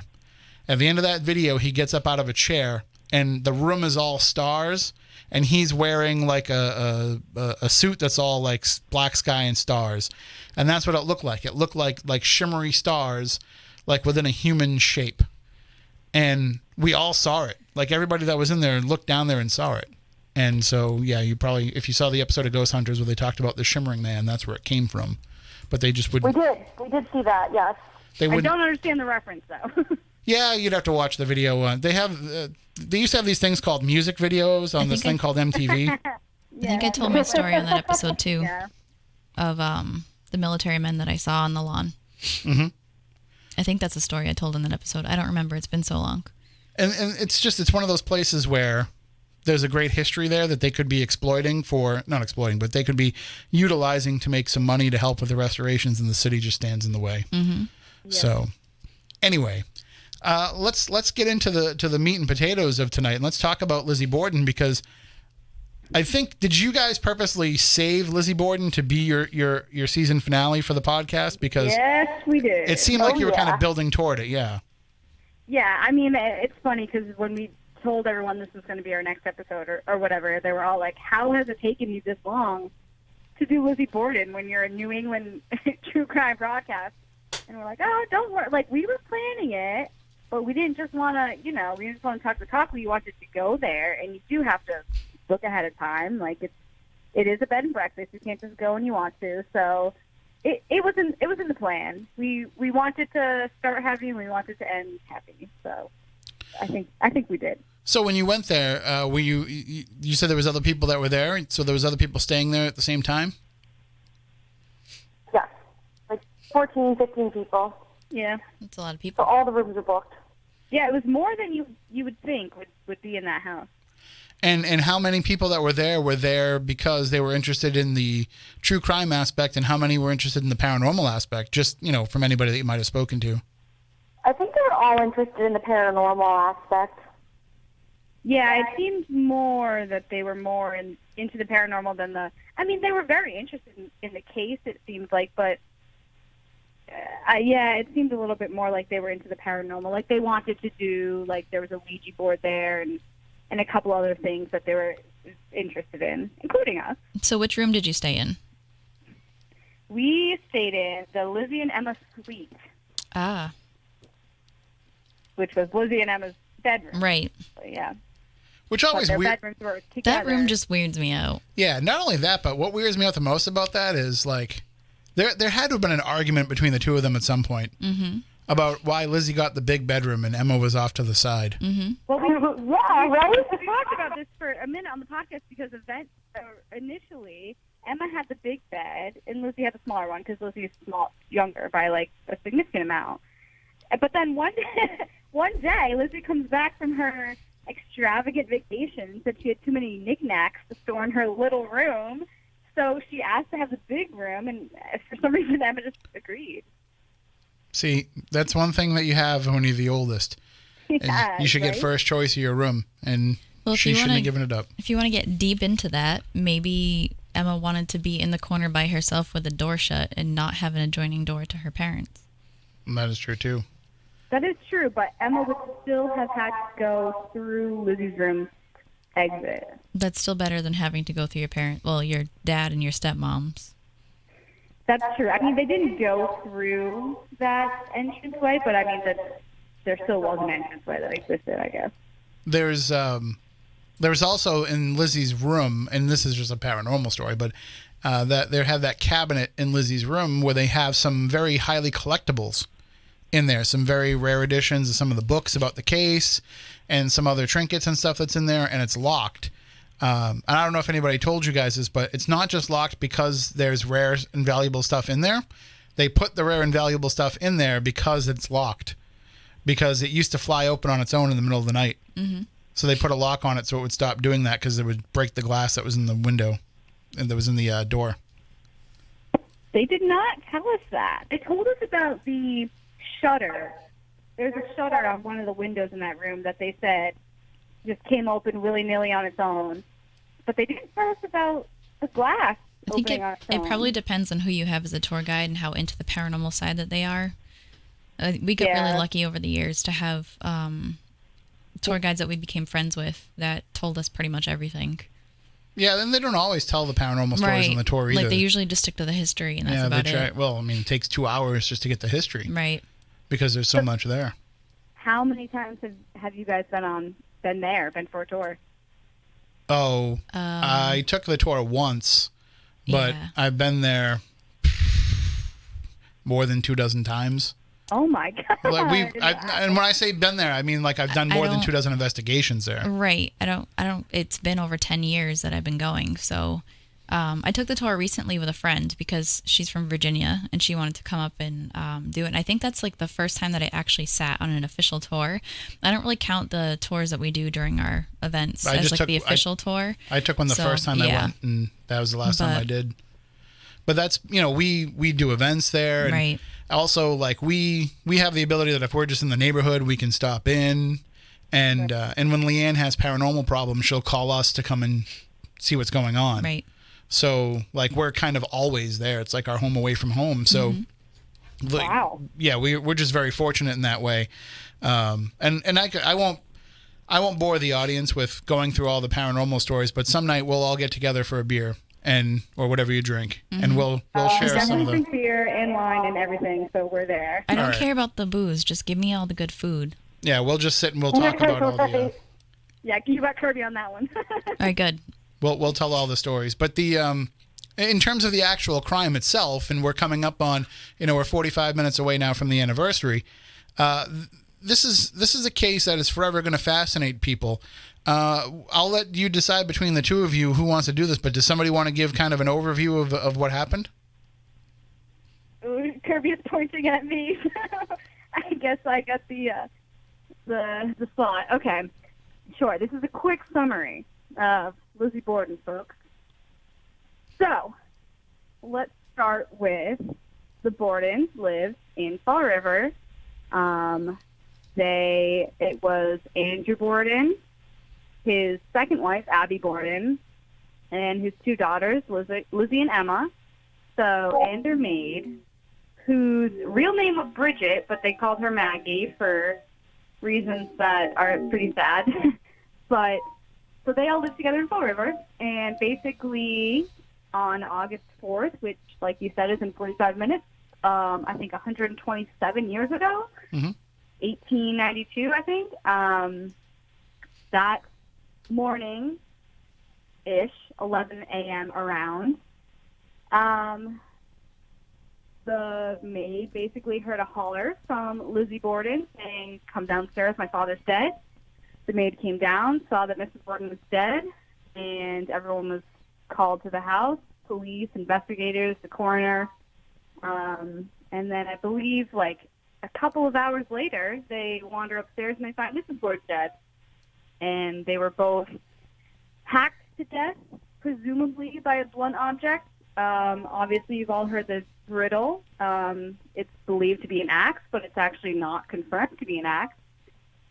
But yeah, so the Bordens were found dead, and Lizzie was the one who ended up being put on trial. And in the end, spoiler alert, she was found not guilty, so she was acquitted. And technically, this is a cold case, unsolved, from the late 1800s in Fall River. Right, and that's what I think is the thing that draws a lot of people back there, is that it is unsolved. But we were talking earlier, like there's not going to be new evidence that comes to light in this. I mean, sure, the murder weapon was never really found. They found, if I remember right, and Lolly's in the chat room. She can tell us. She worked there as a tour guide for a long time, so she can tell us if we're wrong on any of this. But they found the hatchet handle, but not the blade itself. Right. And so that's why they were assuming that it was this hatchet that they thought did them in. But in actuality, from what I understand, is they were so. It's the word I'm looking for. The first word that came to my mouth was mashed potatoes, but I don't want to say that. But that's kind of what they resembled when they found them, because they were so. Yeah. Oh, their bodies. They're hacked up bad. Yeah, they were so. Whoever did that, it was definitely a crime of mangled passion. is a good word. Yeah, it wasn't somebody just trying to kill them. It was somebody that would who really had harbored a lot of hatred in their feelings, heart. Yeah. Right. Yes. I think there's a lot to dissect in what you just said. But I'll start with, yes, I mean, I think that's part of the reason why it's such a huge phenomenon. I mean, especially around here, but it's not just around here. It's everywhere because it's unsolved, and it seems like it should have so easily been solved. And I think everyone thinks, like, oh, let me just research. Like, I'll find out. Let me just research it for 10 minutes, and I'll figure it out. But like you said, we are never going to have new evidence in this case. So it's just, we cannot reconstruct it. We cannot say definitively at this point in time who did it. And it's just so frustrating. And Lolly came to my rescue. She answered the question in the chat room. So they found the hatchet head, but not the handle. But it wasn't the murder weapon anyway. So, but in the end, the reason why Lizzie was the suspect is because she did some suspicious things. Right. I mean, it wasn't just a matter of It wasn't just a matter of her having the best motive for doing it. Although she did have a pretty good motive, if you believe some of the stories that were coming out. But also, there was some weird behavior leading up to this. Now, some of this I'm sure you've come across, and we can kind of determine what's urban legend and what's truth. I'm sure you heard the story about there's a tale that people tell, or maybe tale was a bad word. Yeah. That people tell that she had actually murdered a cat with a hatchet in the basement not that long before. I don't know. I've heard that sporadically, not from everywhere, but I have heard that. So I don't know how much credit to give that. I wouldn't give it any. Our tour guide said that wasn't true. Right. I wouldn't give that any credence at all because, first of all, she was somebody who loved animals. Right. And she dedicated her life to animals afterwards. And her entire fortune. There's an animal shelter in Fall River that to this day is still benefits from Lizzie Borden's fortune. So I find it hard to believe that she would have done that. But that's the story that people tell. Then also there was the story of her going out and buying prussic acid. Or trying to. Yeah, trying to buy prussic acid. She said it was to take a stain out of a coat. Yeah. A sealskin cape, I believe she said. Yes. And so, she's trying to buy this for that purpose, but that also could have been used to poison the family, who, by the way, were also already feeling poorly on the day of the murders, supposedly because they had been forced to eat rancid mutton. Even that is questionable in terms of the history, but there was supposedly some sort of stomach illness that was going around the house that day.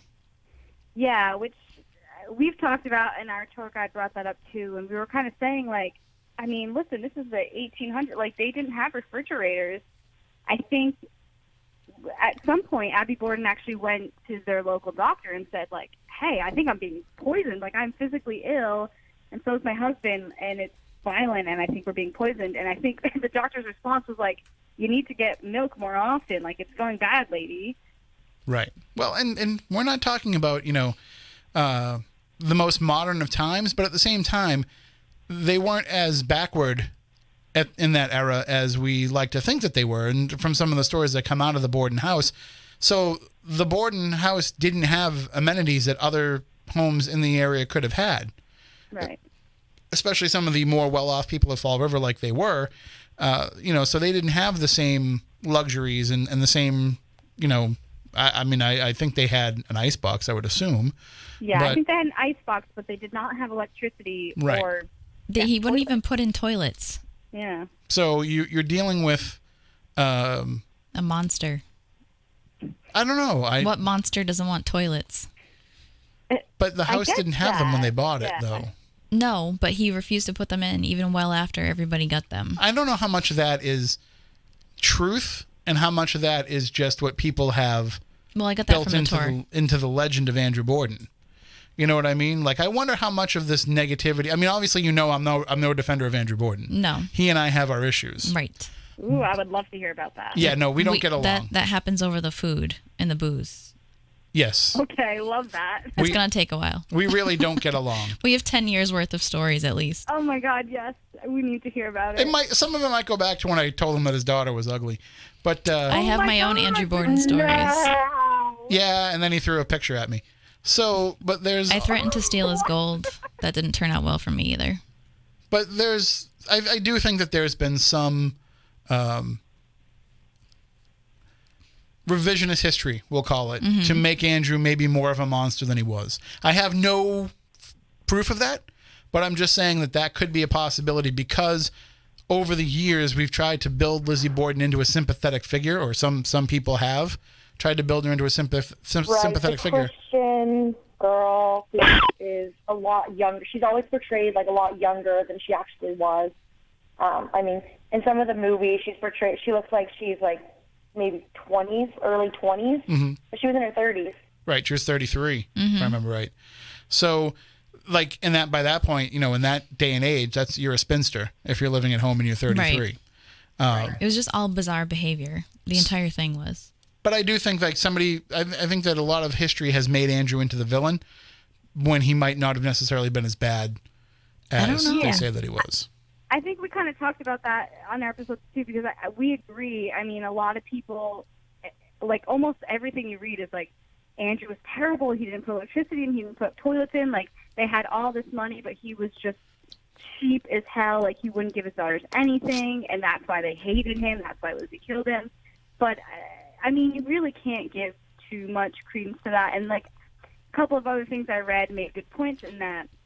I mean, yes, a lot of the richer people did have electricity at this time, but also like you got to think about the fact that some people were nervous about such a huge new invention of electricity. A lot of people were scared by the idea; they didn't understand it.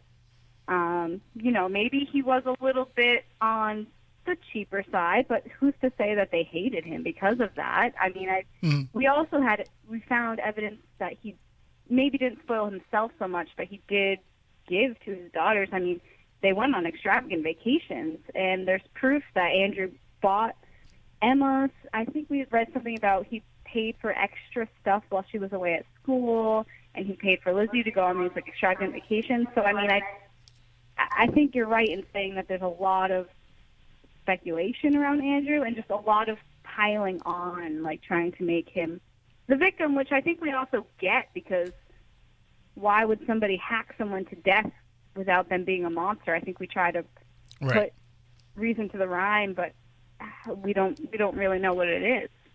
So one of the theories, or one of the things that people talk about, is that just prior to the murders happening, and that this might have been the reason why Andrew's brother-in-law and Emma and Lizzie's uncle John Morris had been visiting, was because there was a business deal going on.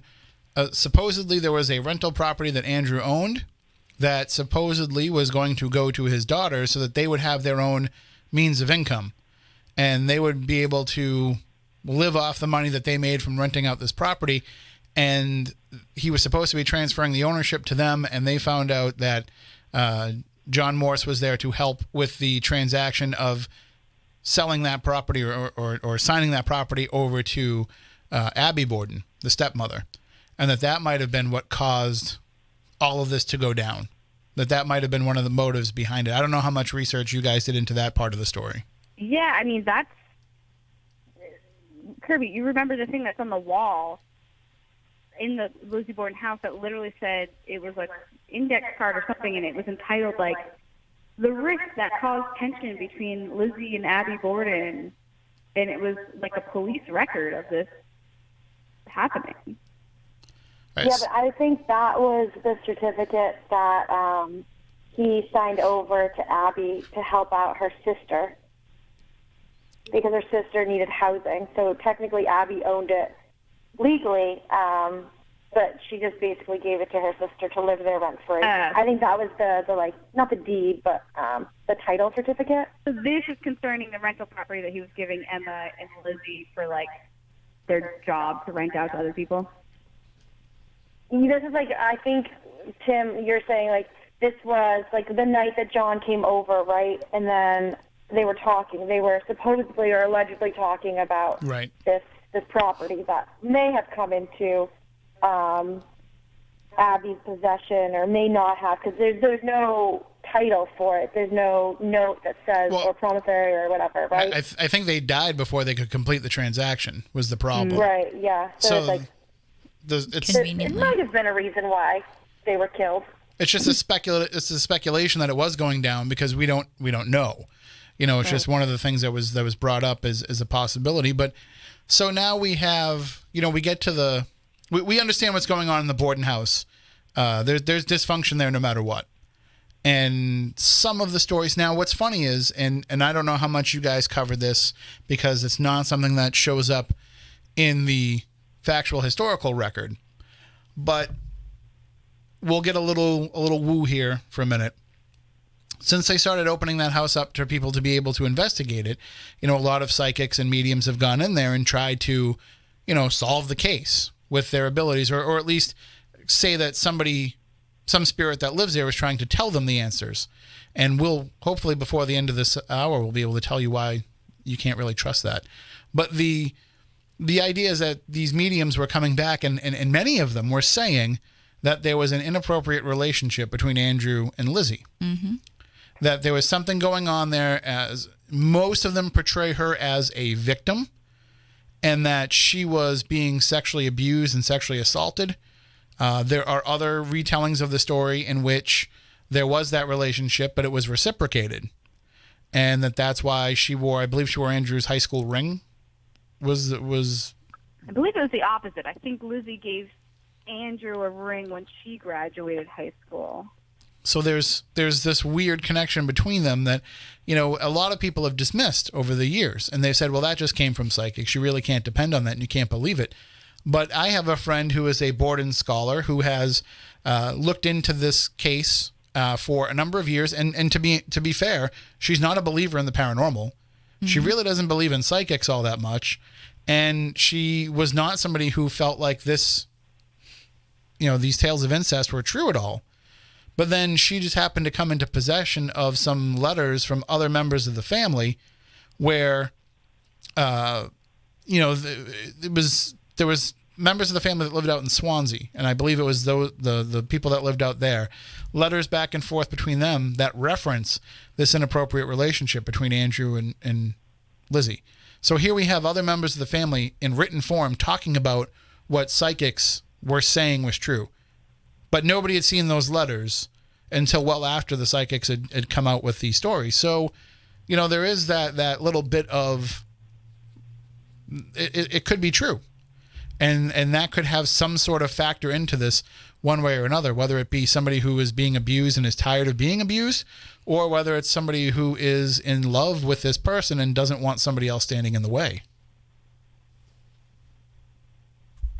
Yeah, we definitely came across that. That's a theme that we read about, and I think we touched upon it briefly, but we didn't want to linger on it because, again, there's no proof, so we kind of just had to say up front, hey, this is a theme that a lot, and it's true, we did read and we watched a couple episodes of different paranormal shows, and there's a lot of psychics and mediums, like you said, going in and getting that kind of vibe, I guess.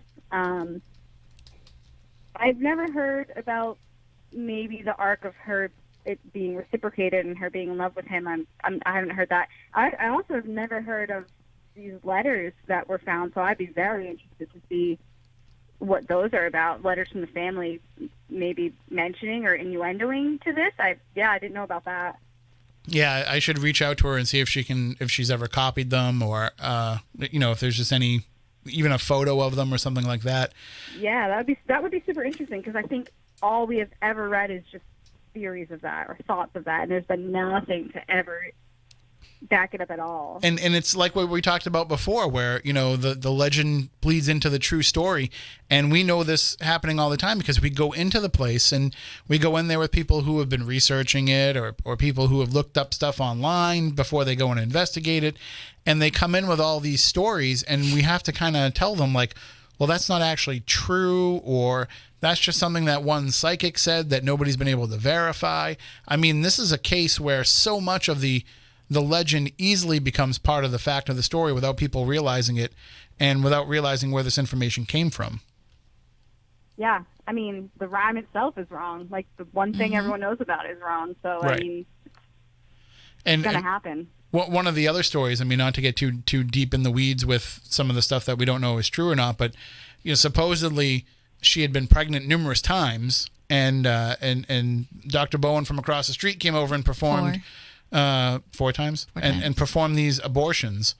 And there's a cistern in the basement that's still there, and supposedly that's where they put the bodies of these aborted fetuses years and years ago. So, like, we were right to the point where we were going to try and dig that up and look for mitochondrial DNA, but Moniz didn't think that he'd be able to extract any of that, so we didn't go that far. But, you know, these are some of the stories that have just kind of popped up, and who's to say that that's... I mean, we were lucky that he, at the time, had access to a DNA sequencer, but what would happen if somebody just wanted to show up there and try and do that, maybe for a television show? You're going to invest, you know, thousands of dollars in this research over something that's just a story that people have been telling each other. Right.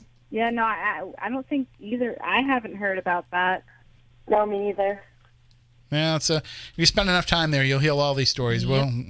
We'll tell you all the ones that we've heard over the years. But so now we get to the point is we had a very dysfunctional Borden home leading up to August 4th, 1892.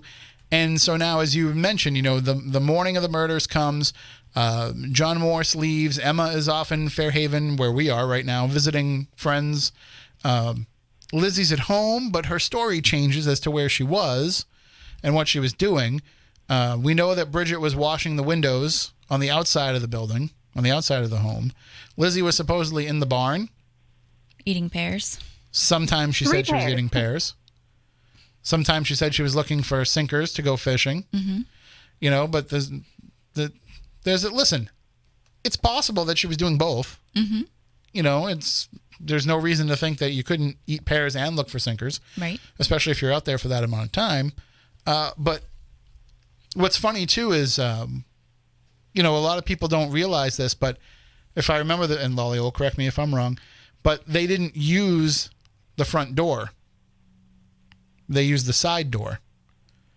So I think for the most part, they kept the front door locked, like, as much as they could. So I think if it were them coming in and out, like one of the family members, I think they would have just used the side door. So it's entirely possible for Bridget to be on the other side of the building washing the windows, not seeing Mr. Borden come home. But she also could totally not see Lizzie come in or go out to the barn, too. Yes, but I think as far as Bridget's testimony actually goes, she answered the door for Andrew Borden. She had to, because it was locked, and she had to unlock it. So in her testimony specifically, she does say that she had to fumble with the locks as Andrew was coming home. But there's still, in that time period, there's still the ability for somebody to get in and out of that door, mm-hmm. with Bridget being unaware, and certainly with Abby being unaware, if she was up in the guest room. Or why were the windows shut anyways? It was disgustingly hot outside. Well, because they were closed so they could be cleaned. Exactly, but why then? I don't know.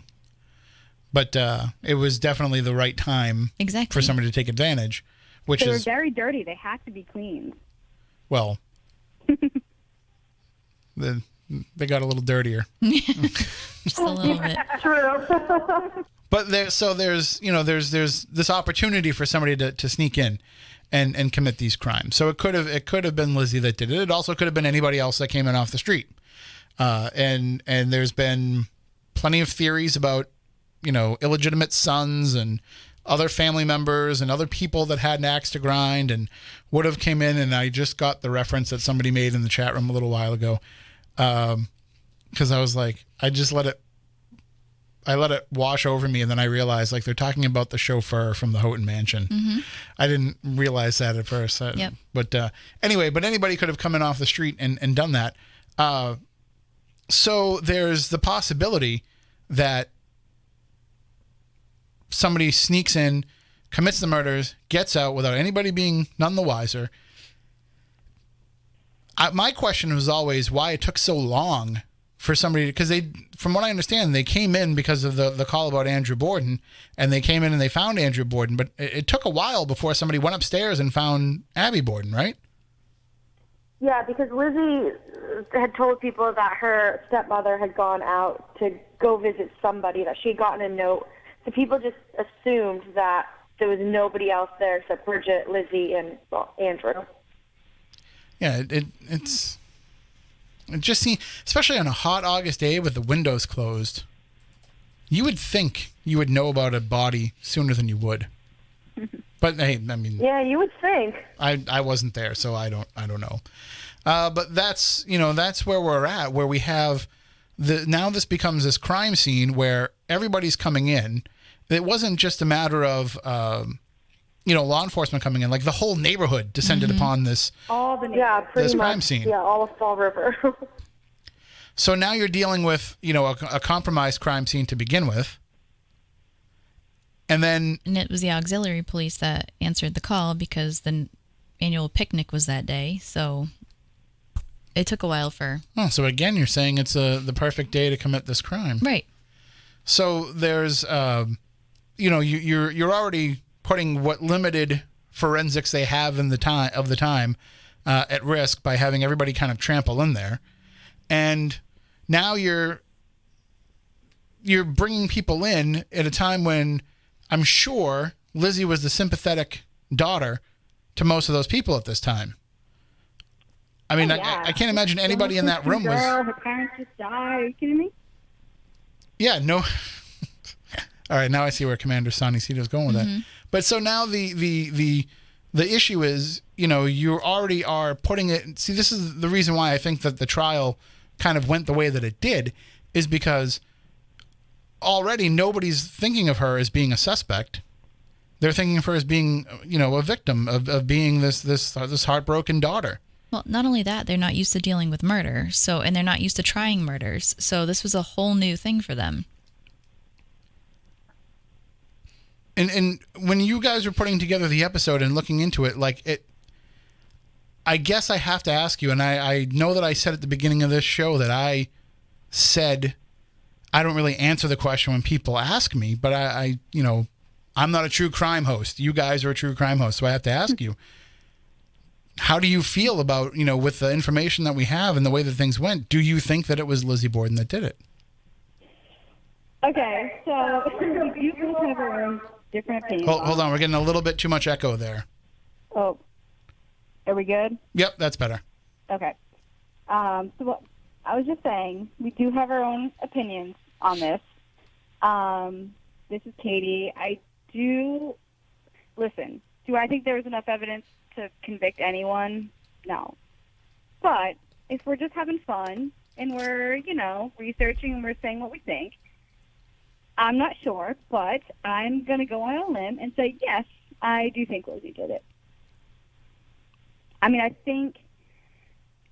think there's so much that was going on in that house that we don't know about. First of all, I think maybe some of the speculative, abusive kind of stuff, I can see how that would be happening. I think there was a lot going on that we don't know about. I think that it was Lizzie. I think other people probably knew about it. I have a really hard time buying the fact that somebody came in off the street and killed Andrew Borden and then waited around for another 15, 20 minutes and killed his wife and then just got out without anyone noticing. I have a hard time believing that. I just think the easiest answer is Lizzie, which makes me think, well, why wouldn't I just think it's Lizzie then? But Kirby also has her own opinion, which I think is a little more far-fetched, but... Well, just to take a step back there, I think you got it backward. Okay. Mrs. Borden was killed first, then Andrew was killed. Oh, you are right. Sorry. Nope, no problem at all. But there was a solid 20 minutes, half an hour between the kills, right? Yeah, I think it might have been over an hour. Over an hour. So a good amount of time. So what does a robber just come off the street, kill her, and just hide out for an hour? It just doesn't make sense to me. And the house was big for its time, but it's also pretty small. I mean, I know they were off doing whatever they were doing, Lizzie and Bridget, but it just seems unlikely to me that somebody was hanging around for an hour unnoticed. Here's the thing, yeah, that unnoticed is the part. I believe somebody could have killed her and then waited around an hour for Andrew to do it. But the problem is, can he or she do that and not get discovered? in that time, with Bridget maybe being in and out of the house and all that stuff. That's where it gets a little bit, in terms of somebody like showing up there looking to kill him, doesn't find him there, kills Mrs. Borden and says, I'm just going to lay here and wait. Totally plausible. Not really plausible to think that you would have, that person be able to hide out. Although, I mean, it is possible. I know that, especially with having the 2 staircases, you could avoid somebody in that house if you wanted to. Yes. No, I agree. But then I would also think that there might be more physical evidence. I don't know. I mean, that's why I'm saying, like, there's just no way to know. I don't know. But my opinion is I think our girl did it. And Kirby's theory is more far-fetched than that? A little bit. She can lend her hand to that. So I think Lizzie definitely knew about it, whether she was involved physically or not. I believe that John was involved. John Morse? No, I think it was a double between John and Lizzie. And maybe other people were involved knowing or helping commit the act. But I do think it was more than one person job. See, now you're talking about a conspiracy, and it's harder to keep a conspiracy under wraps. It is, yeah. But I mean, it's not the first time that somebody has speculated that they were working together, or that Lizzie and Bridget were working together, or even that Emma was in on it as well. I mean, there's certainly reason to think that it would have to happen that way for it to have happened successfully. So it makes sense. And right. And some of and we're talking about something at kind of a rational level too. We're looking at this from, was Lizzie Borden a normal, rational, sane thinking person? And that might not necessarily have been the case, especially if you read, the Victoria Lincoln book, A Private Disgrace, and you realize that she might have been what we would probably say now as being bipolar, certainly suffering from some sort of depression. If a lot of this is coming into play, that's part of it. And then the other part of it, and it's come up a little bit in the chat room here and there, but I guess, I don't know if you would say mental illness ran in the family, but murder kind of did, because on that same property, one of the Borden's relatives killed her own children and then herself. Yep. So you're dealing with something where, there's kind of a direct connection to there being a similar case in the family. So it's not that far-fetched to think it would happen in this branch of the family as well. Now, then that kind of takes some of the mental issues and the emotional issues into play as well. Stephanie and I have our own theories. We think that there's also some, I guess, paranormal, supernatural forces at work as well. So there's certainly something there on that property that's dark and negative, and has probably been there longer than any of those murders took place, and either caused them directly, or at least kind of influence the people that did it, because it's there and it thrives off it. And we know because we've encountered it and we've had to deal with it for years now. Right. So that's kind of what you were talking about in the beginning of this whole episode or meeting between us, is that sometimes the paranormal lends hand to the true crime. Sometimes the true crime lends hand to the paranormal. And I think the Borden case is one looking at some of the other things that you've talked about, I think, the Freetown State Forest, you can separate the paranormal stories from the true crime that's happened there. And you can put that wall up if you so choose. And I think you can do that with Fort Tabor, and you can do that with some of these other cases that you talk about, Danvers and Salem and all these other things. You can put that wall up between them, but with the Lizzie Borden case, you can't put that wall up. Like, it's too hard to say that there wasn't, you can say it wasn't paranormal, but you can say that there was definitely something else going on there. Something else in terms of mood, of atmosphere, that was taking place in that. And it's not the crime of passion that it seems like, where something just set somebody off and it happened. It seemed like it was a slow burn and a slow build to lead up to that point. Yeah, that's definitely something that we would love to hear about over this beer that you guys are talking about. Oh yeah, no, that's going to happen. So, so now you've told us kind of how you feel about the murders and what might have happened, I do have to ask you, did anything strange go on while you were staying there? Another loaded question. I mean, we'll speak individually again because we have our own individual experiences and opinions. Again, I am more of a skeptic. I was open-minded, and I will say that I did get some vibes, I guess, for lack of a better term, feelings in some parts of the house. But personally, I did not experience any. I did not see anything. I didn't hear anything. I didn't really have any, I don't know, evidence, for lack of a better word. I just, at some point, got some feelings. I didn't see anything. And we did on our tour. Our tour guide did talk about a lot of the more common experiences that people have with, like, the white fog or the black kind of fog mist stuff. I didn't see any of that. But I think Kirby had a little bit more of an experience I think she can talk about. Yeah, so they used the dowsing sticks at the very beginning. And what I found was the most interesting is our tour guide actually had some strong connections to the house.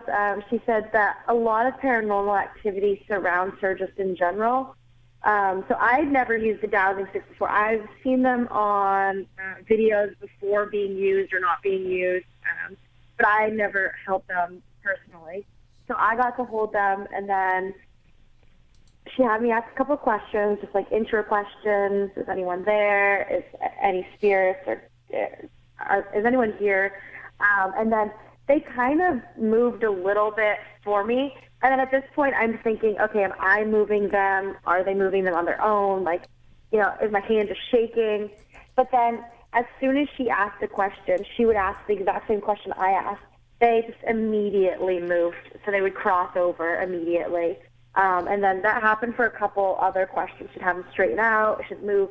And there were, like, questions that she asked that didn't really have answers that I would have known. Even subconsciously, I don't think I would have known them. Well, I guess I wouldn't know because it'd be subconscious, but I don't think I would know them. And they still moved. They still moved pretty quick. And then towards the end, I'd asked a few questions, and they moved. But that was my first experience, my only experience, actually, with the dowsing rods, or spirit rods, I guess. It was pretty crazy because they moved instantly when she asked those questions. So I will leave you with one final paranormal story. Because it happened on the anniversary of the murders. And it's why I feel like there is definitely this negative, darker thing. So it calls itself John, although it's not John Morris, but it refers to itself as John. And it hangs around in the basement. And when I first started going to that house and investigating it, I would hear stories from people, especially some of the tour guides at the time, who most of them aren't there anymore, where they would say that there was often a rotting smell that would come from the basement, which paranormal researchers will tell you is usually something that's demonic. I don't use that term necessarily, but it's when there's bad things, you will get that kind of garbage, rotten meat smell. And so they would smell that. And I remember smelling it firsthand myself multiple times being in the basement and couldn't figure out what it was. It wasn't trash being kept down there or anything else like that. But one night we stopped by. It was the anniversary of the murders, and Moniz and I were actually across town filming at doing an episode of Spooky Southcoast from another haunted location. And so we stopped by on our way back just to say hi and to see what was going on. And there were some kids that were doing an investigation themselves, like high school kids that were walking around with a video camera and looking for ghosts. And so we went down into the basement with them. And while we were in there, we were filming, and we saw this shadow person, the outline of a human being, and blacker than the darkness behind it, just standing there staring at us in the basement. And we moved toward it, and it moved away from us, and we chased it because you know how I don't know if you went into the basement. I hope you did. Oh, we did. Okay, so the basement is has those sections, and we would chase it from. And back then, the basement was pretty much empty. They didn't have all that stuff down there, and we were chasing it from room to room, and it would stop and stare at us and almost like kind of try to goad us into going after it again. And then when we got close, it would take off again. And this went on for about 45 minutes of us, chasing the shadow person. And that's not the last time that I saw shadow people there. And now almost every time I go there, we see one, especially if you saw the episode of Haunted Towns that they filmed there, Porter had the same exact experience that I had had just a month prior of standing in Andrew and Abby's room, looking into what was Abby's dressing room and is now just another part of that suite, and seeing a person, a shadow figure standing there in that room. So they're there, and it might just be the same John character, but he's reached out to us from other places too, and we're at other investigations, and using our different equipment, he'll talk to us over that equipment and remind us that he's still around and still watching us, and it's very creepy. So Sounds like it. yeah. And but it's also kind of interesting and fun because you're talking about a case that is 127 years old tomorrow, 127 years old in 5 minutes, and that the fact that you can still reach out and touch directly to that history is what's the most fascinating about that. And a lot of these other cases that you cover on your podcast, you won't be able to do the same thing. You won't be able to go to the scene of the crime and have it look like it did the day of the crime and be able to kind of reach back and touch into history. Yeah, no, exactly. I mean, this is the only one we've done yet that we have that kind of experience, and I don't know how more often it can happen. And I think that goes back to us just being like, wow, we kind of took this for granted that we live in the same area as this house. And not to be morose, but like we're literally 200 yards from where Conrad Roy killed himself. Really? Yeah. Right now? Yeah, well, it's where our station is. Wow. So we're like right across from the Kmart parking lot. So yeah, it's formerly Kmart. Super sad. It's you can't help but step into some of these areas right here. And hey, I covered the Patriots. I guess you can say I knew Aaron Hernandez, but I never would have suspected he was. I thought he was a dumbass. I mean, that was kind of that was my feeling about him. I just thought he was a stupid person. In my discussions with him, I'm like, this guy's just not bright. Right. But I never would have thought that he would be a cold-blooded killer. So it just showed. Yeah. Well, no, he was. Yeah, I think so. Oh yeah, no, he definitely was. There's 100%. No doubt in my mind he committed those murders. Agreed. But the fact is, we live around all of this stuff, and it's always around us. It's always ongoing, which leads to my final question for you guys. What's on tap for the future of the Killer Babes podcast? Ooh, we can't give too much away, Kirby. I don't know. But there's more coming.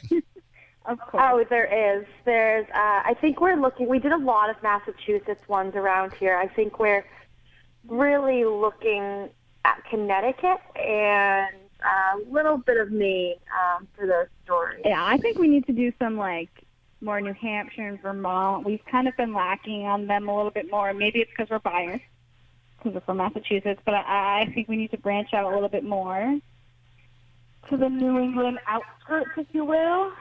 Well, and we're definitely doing Salem again. Yeah. There's a couple places I definitely want to hit and do some tours, but definitely Connecticut. If you want to cross over and do some of the weirder stuff, just let us know. Oh my goodness! Yes, definitely. I need your help in the paranormal realm. It's not the first time we've heard that. Well, we'll also talk about that over beers too. Food. And food. Food. Yes. I'm hungry. Can you tell? So, let everybody know what's the best way for them to follow along with the podcast and all of your adventures. Probably Instagram. We post a lot of our updates on our Instagram, Killer Babes Podcast. But other than that, they can find our podcast on all major players. And it's really easy to find, easy to download, easy to listen to. Recommend it to everybody. And we will certainly have you on again in the future, and we'll have some adventures together. And we'll definitely have that. So. We'll have that food and beer. I promise. Yes, reach out to us. We can't wait. All right. Well, thank you both for joining us, and have a great night, and good luck with the future of the podcast. Thank you. so much. Thank you for having us. Take care. And for everybody else out there, we're just about out of time. So we are going to say goodnight to you as we hit midnight and we hit the 127th anniversary of the Borden murders. If anybody is out in the local area and you want to go and check stuff out, they are having reenactments at 92 2nd Street throughout the day. They're also having a special presentation at the Fall River Historical Society as well. If you go to WBSM.com, there is a list of all the things that's going on tomorrow that's Borden related if you want to go and check it out. And, you know, if you're coming through the area, tomorrow's also the final day of the Feast of the Blessed Sacrament, so you can go and check out the parade. That's always everybody's favorite part of the feast. This candy. And you can go check that out. That's at 2 o'clock in New Bedford. So go check that out and then go head over to Fall River and experience some of the Borden Mania that goes on every year on August 4th. That does it for us for this week. If you want to reach out to us at any point during the week, you can do so via email, spookycrew@spookysouthcoast.com. You can also find us on Twitter at SpookySC. You can follow us on Instagram at spooky_Southcoast. You can follow Stephanie on social media. You can follow me on social media. You can follow Matt Costa on social media. Moniz, you don't want to follow on social media. Even if he accepts you, you're probably better off not following him because, yeah. So Right. He's definitely got his stuff on lockdown. So, but the rest of us are very accessible. So follow along with us, and all the discussion can keep going throughout the course of the week. But we'll be back next Saturday to talk more about the paranormal. So until then, for Matt, for Stephanie, for intern Kylie, I'm Tim.